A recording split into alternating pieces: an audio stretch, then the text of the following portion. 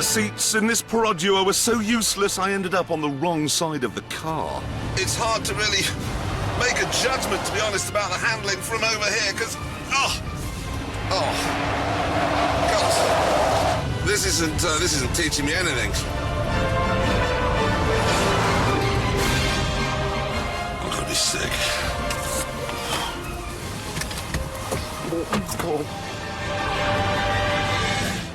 After that, we decided not to do any more handling tests. Let's get back to something more pertinent. This is a Kia something or other. It's the Picanto, and it'll cost you £6,995, of which Tony Blair takes a slice in tax for the government. The dealer takes a slice, the importer takes a slice, the shipping company that brought it over takes a slice. We reckon this car costs somewhere between £2,000 and £2,500 to build. And don't think that Korean labour rates are cheap, because car workers over there are paid pretty much exactly the same as the ones in Britain. So you have to think the raw materials used to make this thing can't have cost more than a tenner. It cost Volkswagen £200 to buy a set of 4 fuel injectors for the Golf diesel. Kia could probably make a couple of cars for that. Don't think, however, that because Korean cars are cheap to make, that they're cheap to run.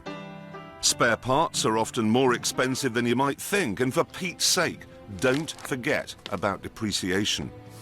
These cars may be cheap to buy, but the second-hand market is full of European and Japanese cars at bargain prices. So these Pacific Rimmers have to fall a long, long way to find a buyer.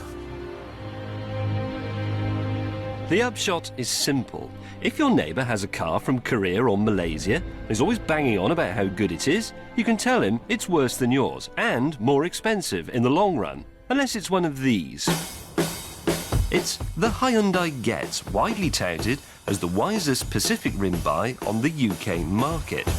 As a 1.3 CDX, it costs £9,645, or about the same as a 1.4 VW Lupo. And it really isn't bad. It looks European, because it looks like a VW. Come on, the interior, compared with all those other cars, is better. Oh, it is better. Look at those dials, that's, that's No, it is. right. You say it's like a Volkswagen. It's like sitting in a Volkswagen Polo. No, I'll grant you that. The engine's reasonably refined. Quite spacious. It even goes reasonably quickly. Unfortunately, there is one colossal problem. It's as good as a European car because it costs the same as a European.